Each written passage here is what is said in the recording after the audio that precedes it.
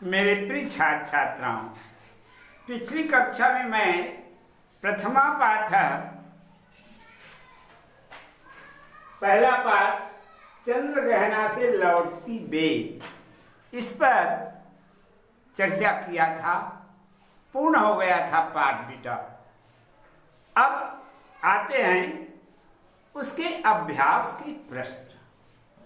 तो मैं समझता हूं कि अच्छी तरह से इस पाठ को समझ गए होंगे।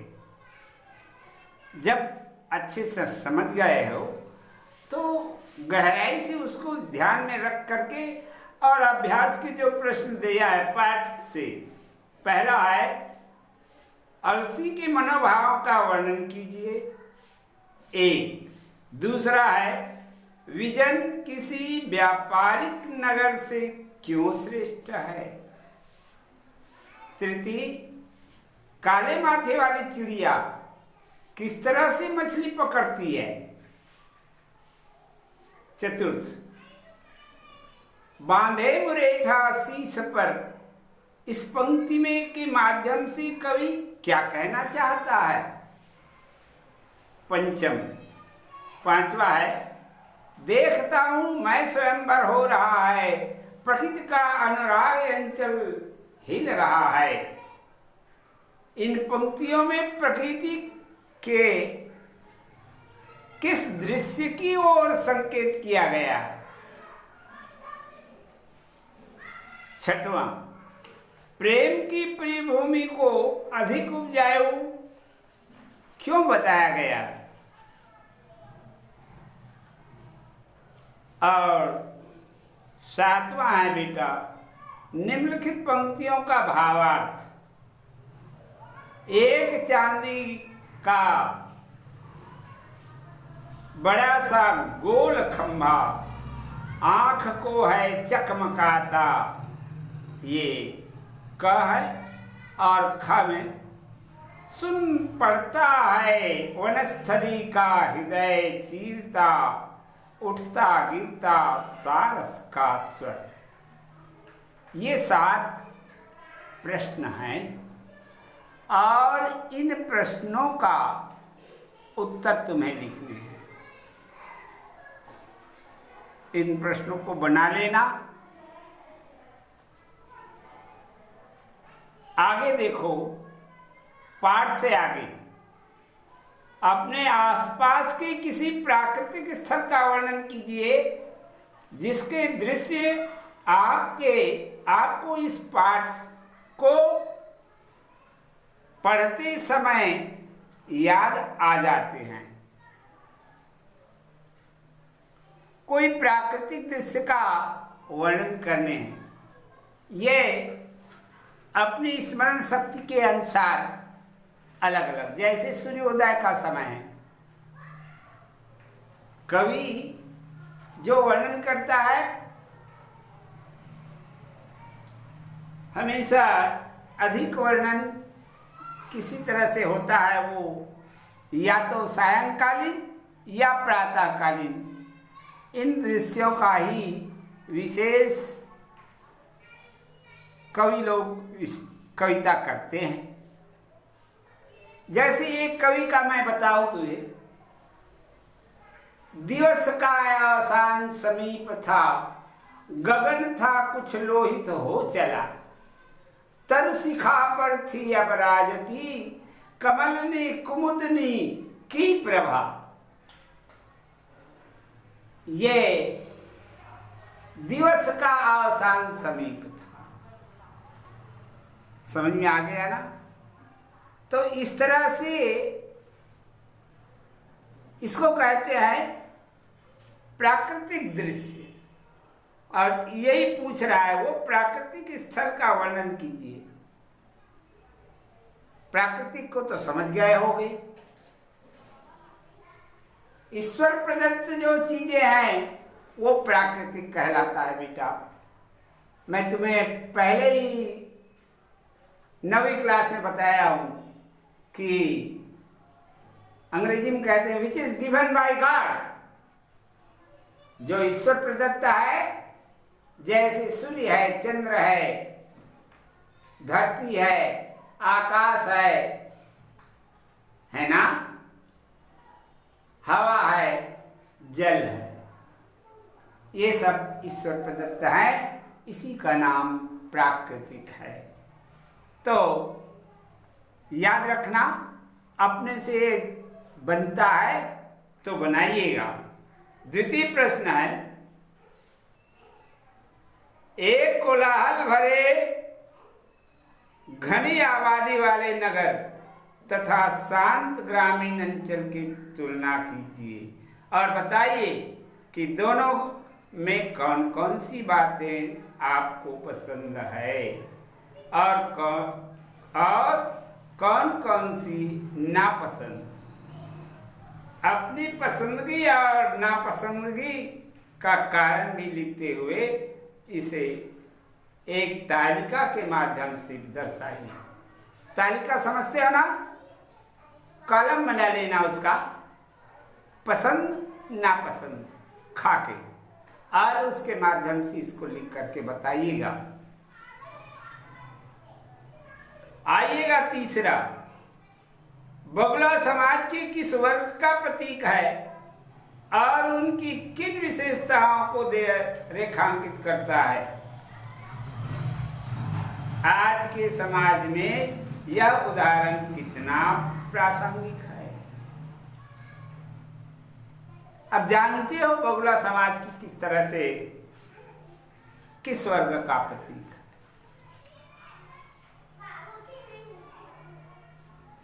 बगुला समाज के हितकारक वर्ग का प्रतीक है। हाँ, याद रखना, इसको अपने ढंग से लिख करके बताओ। आ जाओ भाषा के बारे में, ये बहुत महत्वपूर्ण है। जितना महत्वपूर्ण इधर प्रश्नोत्तर और ये है, उसी तरह से ये भाषा के बारे में भी बहुत महत्व की है। याद रखना, क्या कहता है, प्रकृति का अनुराग अंचल हिल रहा है, जो मानवीकरण का उदाहरण है। मानवीकरण अलंकार, अब क्या है, मानवीकरण का उदाहरण है, अर्थात मैं तुमको बता दूं कि मानवीकरण क्या है।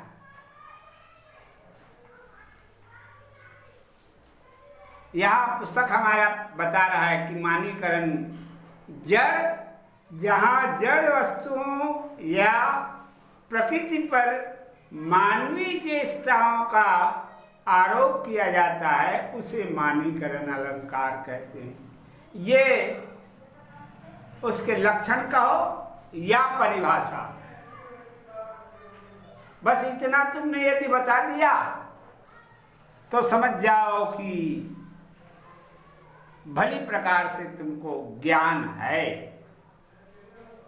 तो ये उसका परिभाषा हुआ बेटा, और समझ जाओ कि यही उसके लक्षण है।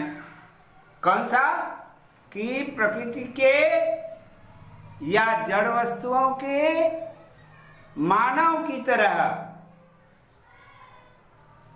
वर्णन, ये इसको कहते हैं मानवीकरण। मानवीय चेष्टाओं का जो वर्णन किया जाता है उसी को मानवीकरण अलंकार कहते हैं।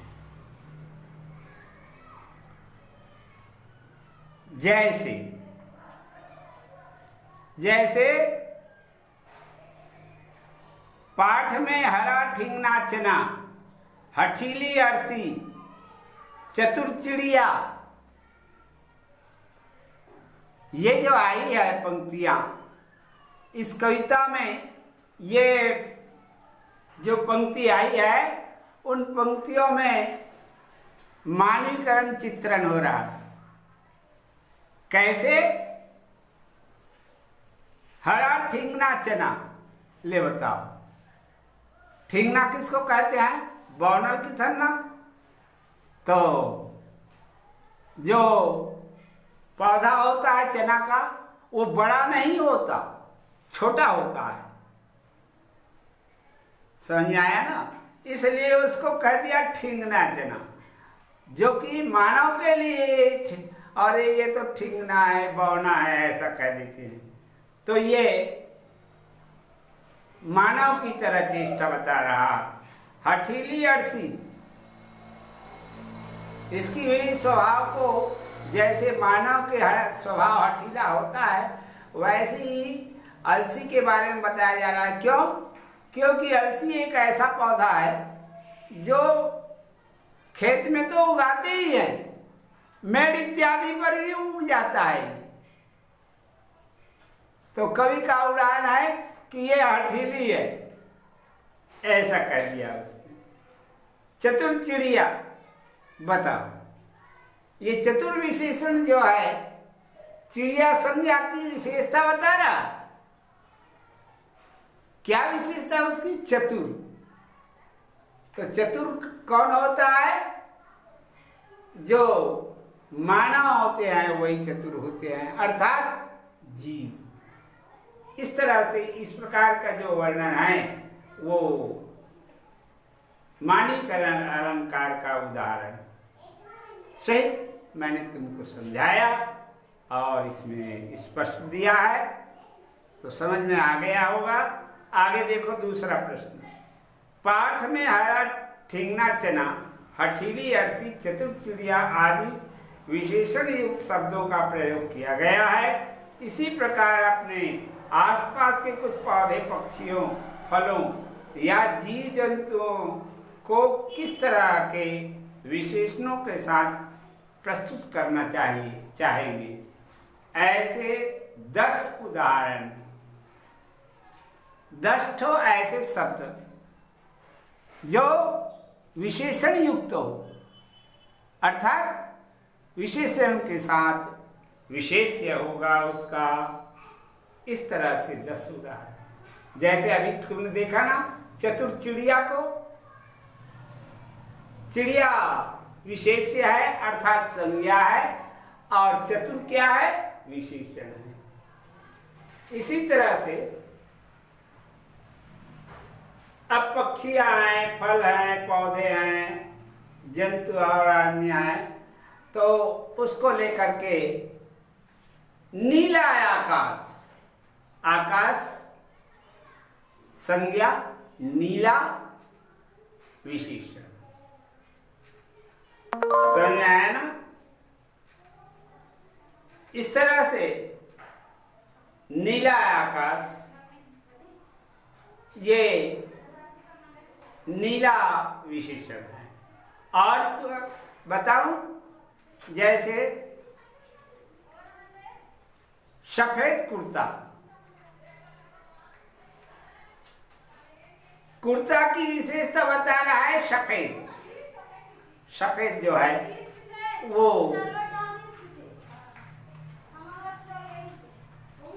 होशियार लड़का, इस में विशेष्य है लड़का और विशेषण है होशियार। इस तरह से बेटा, इस तरह के विशेषण और विशेष से लगा हुआ 10 शब्द तुमको लिखने हैं। ये रहा भाषा के बारे में। अब प्रयोजनाकारी, प्रकृति के सुंदर चित्रण की अन्य कविताओं का संकलन कर पढ़िए और कक्षा में सुनाइए।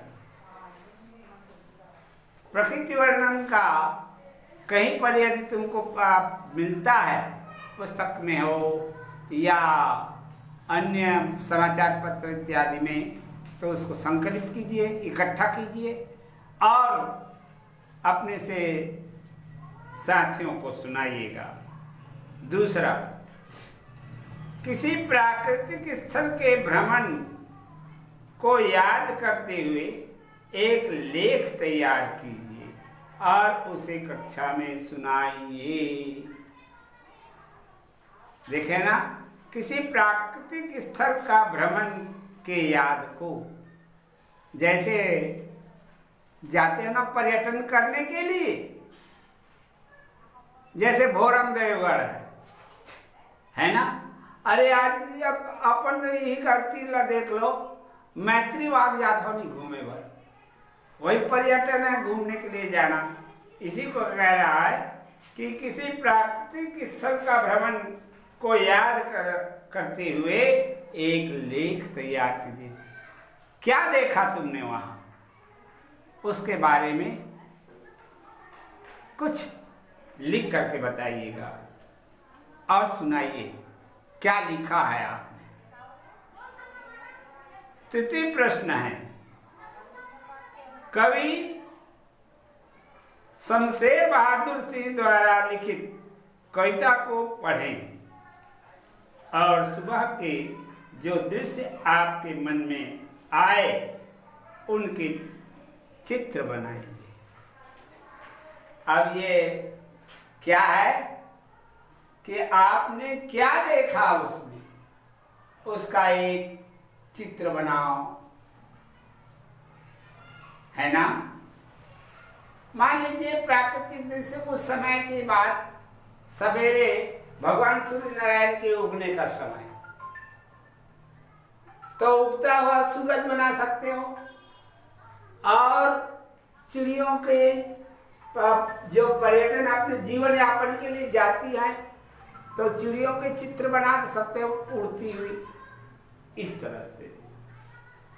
आगे देखो, उषा। प्रातः नभ था बहुत नीला शंख जैसे, भोर का नभ राख से लीपा हुआ चौका अभी गीला पड़ा है, बहुत काली सिर जरा से लाल केसर से कि जैसे घुल गई हो, स्लेट पर या लाल खड़िया चाक मल दी हो किसी ने, नील जल में या किसी की गौर झिलमिल देह जैसे हिल रही हो, और जादू टूटता है इस उषा का अब सूर्योदय हो रहा है। इस तरह से ये जो एक उसका उदाहरण दिया है, उसी तरह से आप भी देख करके इसको बनाओ। पाठ पूर्ण हो जाता है और इसके सभी प्रश्न और जो अनिवार्य रूप से हल करना बेटा। जहाँ पर समझ ना आता हो, जैसे रेगुलर क्लास आएगी मैं तुम्हें समझा दूंगा, ठीक।